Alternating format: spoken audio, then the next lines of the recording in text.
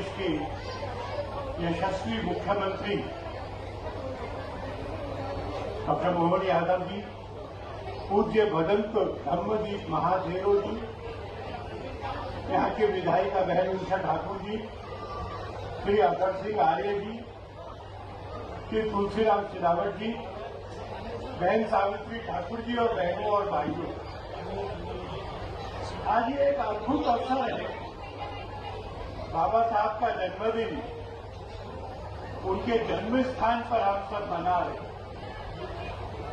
मैं सौभाग्य मानता हूं कि मैं यहाँ इस अवसर पर उपस्थित हो सका। ये जन्मदिन के दिन हर वर्ष बाबा साहब के जीवन को, उनके कष्टों को, उनके संघर्ष को और उसमें से निकलते हुए उनके जीवन के आदर्शों को जीना, इसका संकल्प करने का दिन है। एक छोटे बच्चे के रूप में जब स्कूल जाते थे तब उनको ये समझ नहीं आता था कि जहां सब बच्चे पानी पी सकते वो क्यों नहीं पी सकते, जहां सब टिफिन रखते वहां वो क्यों नहीं रखते, उनको संस्कृत की शिक्षा क्यों नहीं मिल रही, अपना होमवर्क करके लाते टीचर जांचता क्यों नहीं है, टीचर सवाल पूछते ये हाथ खड़ा करते और उनको कभी बुलाया नहीं जाता। इस अवस्था में भी अपने शिक्षक अम्बेडकर के प्रेम के कारण, उनकी गोदी में बैठ सकने का अधिकार होने के कारण शिक्षा बढ़ती गई और फिर उनको सहयोग मिला महाराजा बड़ौदा का, जिन्होंने समाज में समरसता के लिए बहुत काम किया था। अमेरिका गए, अमेरिका पढ़कर आए, एक सरकारी कॉलेज में पढ़ाने लगे, सबसे अधिक शिक्षित थे, पर वहां के स्टाफ रूम में उनके पानी का घड़ा अलग रखा गया। महाराजा कोल्हापुर एक बार उनकी चौल में गए, स्वयं गए, बिना पूर्व सूचना के गए और कहा कि आप इतने योग्य हैं, आपको लॉ करना चाहिए। इंग्लैंड जाने का खर्चा दिया, इंग्लैंड गए, वकील होकर आए, भारत में आकर वकालत शुरू की।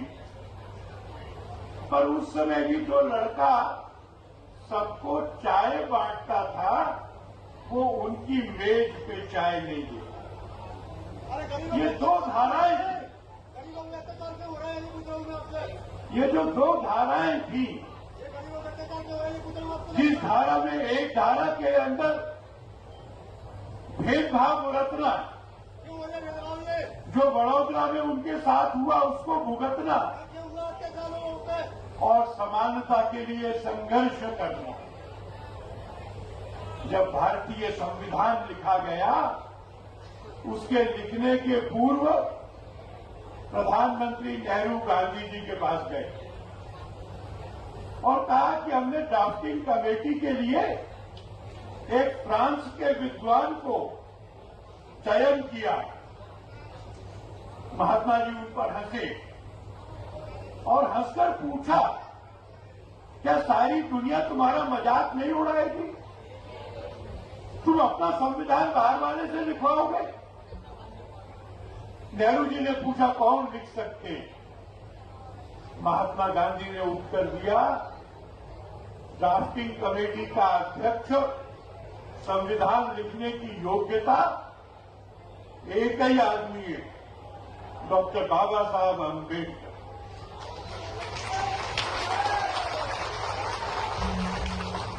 ये जिम्मेवारी उनको आरक्षण के कारण नहीं मिली, ये जिम्मेवारी उनको जाति के कारण नहीं मिली,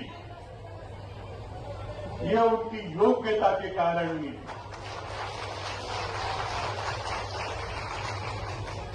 और फिर उन्होंने एक महत्वपूर्ण काम ये किया कि संविधान की प्रस्तावना जो बनी थी उसमें लिबर्टी और इक्वालिटी था। स्वाधीनता और बराबरी, भाईचारा नहीं था, फ्रेटर्निटी नहीं था। बाबा साहब ने पत्र लिखा डॉक्टर राजेंद्र बाबू को कि अगर भारत को आगे बढ़ना है तो इसके सारे समाज के लिए भाईचारा होना, एक परिवार का होना, एक देश, एक मां, उसके हम सब पुत्र, ऐसा भाव होना, ये नहीं करेंगे तो समानता भी नहीं होगी। संविधान का लिबर्टी, इक्वेलिटी और फ्रेटर्निटी में ये फ्रेटर्निटी, ये बंधु भाव, ये भाईचारा, ये डॉक्टर अंबेडकर ने हमको दिया।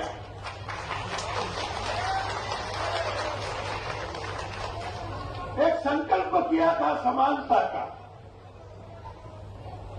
और उस समानता के संकल्प में जब संविधान में धारा 17 में लिखा गया अनटचेबिलिटी इज एबॉलिश्ड, छुआछूत को समाप्त किया जाता है, तो हमने अपने समाज के एक हिस्से के प्रति पीढ़ियों से जो अत्याचार किया था, अन्याय किया था, गांव के बाहर रहने के लिए विवश किया था, चप्पल नहीं पहन सकते, नया कपड़ा नहीं पहन सकते, अंदर आओगे तो ढोल बजाते हुए आओगे, उस अन्याय का परिमार्जन किया जब संविधान सभा ने सर्वसम्मति से कहा छुआछूत समाप्त की जाती है। राजनीतिक समानता आ गई, हर एक व्यक्ति का एक वोट है। सामाजिक समानता की लड़ाई अभी पूरी नहीं है। हम लोगों ने भी एक बार देश के सब संतों को उडुपी में बुलाया था और उन सब संतों के सामने ये विषय रखा था कि हमारा आध्यात्म कहता है कि हम सबके हृदय में भगवान रहते हैं, और वो भगवान तो एक ही है।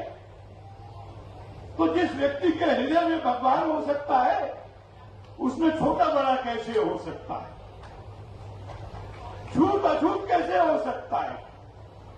प्रत्येक व्यक्ति भगवान की अभिव्यक्ति है, प्रत्येक व्यक्ति आदरणीय है, और सब संतों ने मिलकर प्रस्ताव पास किया।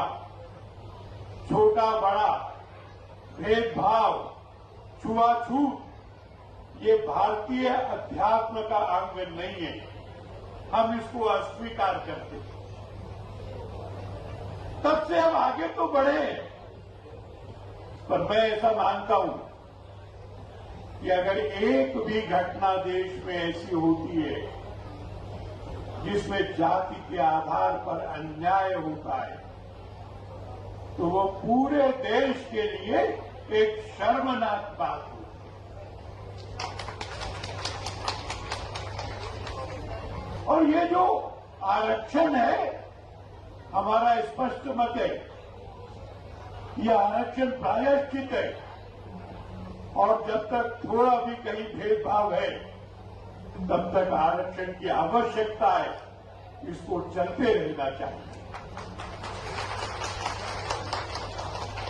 कुछ लोग हमको बताते, मनुस्मृति के बारे में कुछ बताते, किसी और ग्रंथ के बारे में बताते, अलग अलग समय में अलग अलग स्मृति लिखी जाती है।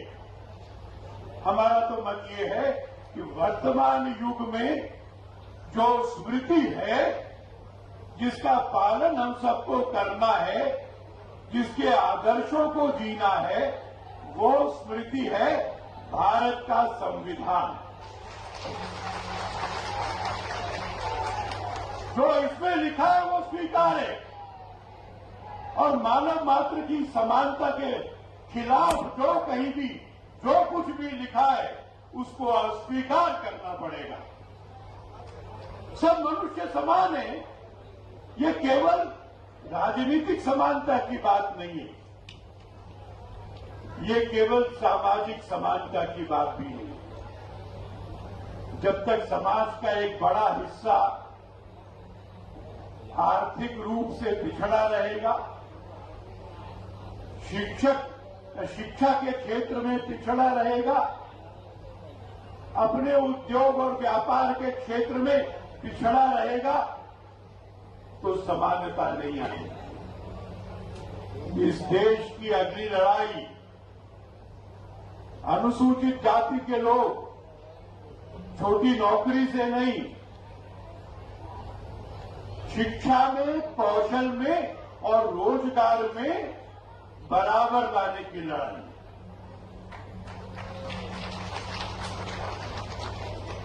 नौकर बनाने की बजाय भी सेठ बनाने की लड़ाई है। समाज का भी काम है, सरकार का भी काम है। समाज के इस काम को समाज श्रद्धापूर्वक करेगा। सरकार अपना दायित्व निभा रही है। बाबा साहब के सपनों को पूरा करके ऐसा एकात्म समाज बनाएंगे जिसमें हर मनुष्य का सम्मान होगा और किसी मनुष्य को किसी भी कारण से छोटा नहीं समझा जाएगा। भारत माता की बहुत धन्यवाद। बहुत बहुत धन्यवाद। आपकी इतने ऊर्जा से भरे हुए शब्दों के प्रवाह ने हम सबको और चमत्कृत किया और लाभान्वित किया। आपकी तालियों की गूंज के बीच आमंत्रित कर रही हूँ उस व्यक्तित्व को जिन्होंने अपनी नूतन सोच, नवाचार से और बाबा साहब अम्बेडकर के दृष्टि को, दिशा को अपने जीवन का मूल मंत्र बनाते हुए मध्य प्रदेश को विकास की नई ऊंचाइयां दी। मैं सादर आग्रह कर रही हूँ माननीय डॉक्टर मोहन यादव जी, मुख्यमंत्री मध्य प्रदेश शासन से, इस अवसर पर हम सभी को प्रेरक उद्बोधन से लाभान्वित करें। मंच पर विराजमान अध्यक्ष श्री धरंत धमदीप महादेव जी, अभी जिनने हमारे बीच बहुत अच्छे से डॉक्टर भीमराव अम्बेडकर जी के जीवन के सभी पक्षों के साथ उनका उदार चरित्र सबके सामने रखा। ऐसे परम पूज्य आलोक कुमार जी भाई साहब, इस अवसर पर भारत सरकार की मंत्री श्रीमती सावित्री ठाकुर जी, मध्य प्रदेश सरकार के मंत्री श्री तुलसीराम सिलावट जी, हमारी यहाँ की विधायक बहन उषा ठाकुर जी, इस मंच पर विराजमान श्री रणवीर रावत जी सहित हमारे सभी सम्मानीय अतिथिगण, जोरदार ताली बजा करके पूरा आनंद के साथ एक बार मेरे साथ बाबा साहब का 2 तारे से नारा बोले। मराठी में भी बोलो और हिंदी में भी बोलो। तो पहले मराठी में बोलेंगे, डॉक्टर बाबा साहब अम्बेडकरांचा, डॉक्टर भीमराव अम्बेडकर अमर रहे। जय जय जय जय जय भीम। मेरी अपनी ओर से बाबा साहब अम्बेडकर की जयंती के अवसर पर आप सबका अभिनंदन। सच में हमारे लिए सौभाग्य की बात है, आज एक ऐसे महापुरुष के जन्मस्थल पर तीर्थ के रूप में हम सब उनकी जयंती मनाने के लिए इकट्ठा हुए हैं। और 135वीं जयंती ऐसे भारत रत्न बाबा साहब भीमराव अम्बेडकर की, जिनने युग दृष्टा के नाते से 20वीं शताब्दी में 1000 साल की गुलामी के काल के सारे कांटों को ढूंढ कर भारत जिस कारण से कमजोर हुआ, भारतीय समाज में जहां जहां हमारी जड़ों पे मट्ठा डाला गया, ऐसे विषय निकाल करके समाज जब तक समानता के भाव में नहीं आएगा, छोटे से छोटा व्यक्ति भी समानता के भाव का अनुभव नहीं करेगा। दबा कुचला सब प्रकार का समाज समानता के भाव से आए, इस बात की लड़ाई डॉक्टर भीमराव अम्बेडकर जी ने लड़ी है। हमें सौभाग्य है, उनकी जयंती हम मना रहे हैं, उनका स्मरण हम कर रहे हैं। और आज के इस अवसर पर मैं आज जब आपसे बात कर रहा हूं तो सच में मैं हमारे भारत रत्न भीमराव अम्बेडकर जी के उस योगदान को भी स्मरण कर रहा हूं, जिनके कारण से हम सब गौरवान्वित होते हैं, जिनके पास 32 डिग्रियां, 26 उपाधि, 64 प्रकार के पीएचडी के अलग अलग उनके अपने सब्जेक्ट, 9 भाषाओं के जानकार थे। सच में माननीय आलोक जी भाई साहब ने सबका सही कहा, हमारा देश केवल एक ग्रंथ पवित्र संविधान के आधार पर चलना चाहिए, जिसके बलबूते पर हमारी सारी समस्याओं का समाधान हो जाता। इससे श्रेष्ठ कोई बात नहीं हो सकती। हमारे बीच आज के इस दौर में जब हम आपसे बात कर रहे हैं तो अम्बेडकर जी के लिए गए निर्णय और उनके योगदान को भी स्मरण करने के लिए माताओं बहनों को भी स्मरण करेंगे। ये डॉक्टर अम्बेडकर जी का ही सोच था। महिला सशक्तिकरण के प्रति जो उनकी प्रतिबद्धता थी, हमारे लिए सौभाग्य की बात है महिलाओं को संपत्ति में उत्तराधिकार का हक मिले, ये डॉक्टर भीमराव अम्बेडकर जी ने तय कराया था। ये हमारे लिए सौभाग्य की बात है। तलाक का अधिकार भी माता बहनों को मिलना चाहिए, ये डॉक्टर भीमराव अम्बेडकर का अधिकार था। माता बहनों के अधिकार के लिए जितना डॉक्टर भीमराव अम्बेडकर ने किया सच में अद्भुत है। गोद लेने का अधिकार भी उनने बहनों को दिलाया और खास करके प्रसूति के समय माता बहनों के लिए भी पुरुष का अलग प्रकार का सिस्टम होता है, लेकिन प्रसूति माता बहनों को नौकरी में ये छूट मिलना चाहिए। ये अधिकार भी डॉक्टर अम्बेडकर जी ने दिलाया। हम उनका अभिनंदन करते, वंदन करते और माता बहनों के लिए ही समान काम समान वेतन, ये दृष्टि भी अगर किसी ने दी है तो डॉक्टर भीमराव अम्बेडकर ने दी है। हम उनका स्मरण करके उनको उनके कारण से माता बहनों को जो सम्मान दिलाया सच में, और लड़ाई भी कितनी बड़ी लड़ी डॉक्टर अम्बेडकर जी ने। माता बहनों की लड़ाई के लिए तो उनने स्वयं ने कुर्सी को लात मार दी। वाकई अद्भुत व्यक्तित्व थे डॉक्टर भीमराव अम्बेडकर जी। अब मैं आज के इस दौर में जब 135वीं जयंती में हम सब डॉक्टर भीमराव अम्बेडकर को स्मरण कर रहे हैं, ये सौभाग्य की बात है। आज के प्रधानमंत्री हमारे माननीय नरेंद्र मोदी जी के नेतृत्व में इसी सप्ताह डॉक्टर अम्बेडकर जी के सपने को सार्थक करते हुए 33% का आरक्षण सभी बहनों को देने जा रहे हैं। लोकसभा विधानसभा 33% का आरक्षण माता बहनों के लिए नारी सशक्तिकरण का सच में ये 21 शताब्दी का सबसे बड़ा निर्णय होगा। जब मैं आपसे बात कर रहा हूं तो आज के इस अवसर पर हमारी सरकार के माध्यम से भी बहुत सारे काम हम कर रहे हैं, लेकिन आज तो अम्बेडकर जी जयंती के अवसर पर माननीय आलोक भाई साहब ने सारी बातें कर दी। मैं अलग से कुछ दोहराना नहीं चाहता हूं, लेकिन जन्म स्थान पर ऐसा लग रहा होली दिवाली सब मन गई। जोरदार अभिनंदन करें हमारे बाबा साहब के अम्बेडकर जी की जन्मस्थली के। इस आनंद के साथ जब हम अपने बाबा साहब अम्बेडकर के जीवन की तरफ देखते हैं तो सच में उनके जो अलग अलग जीवन के 5 पड़ाव जहां जहां है, हर एक स्थान को हमारी सरकारों के माध्यम से हमने सबने उनको तीर्थ बना करके जिस बात के हकदार है, हमने अम्बेडकर जी को नमन करने का प्रयास किया है। मैं आज आपके बीच में बहुत सारी बातें तो नहीं बोलूंगा क्योंकि सच में जयंती का अवसर है, लेकिन फिर भी हमारी सरकार के माध्यम से अंतर्जातीय विवाह को प्रोत्साहन देते हुए प्रत्येक जोड़े को 2 लाख रुपया सरकार के माध्यम से देकर के जातिगत असमानता के खिलाफ हमारी सरकार संकल्पबद्ध है। इसी प्रकार से बहुत सारे प्रकार में आज हम अगर अपने एससी वर्ग के लिए एसटी वर्ग की बात करते हैं तो हमारी सरकार का 1/3 बजट हमने अपने इस वर्ग के लिए देने का निर्णय किया है। जोरदार अभिनंदन करें। बहुत सारी बातें बता सकता हूं, लेकिन सच में आज तो अम्बेडकर जी को नमन करने का दिन है। मेरी अपनी ओर से एक बार फिर मैं उनको स्मरण करता हूं और मेरे साथ आप सभी प्रेम से बोले, डॉक्टर भीमराव अम्बेडकर अमर रहे, डॉक्टर भीमराव अम्बेडकर अमर रहे। बहुत बहुत धन्यवाद। भारत माता की जय।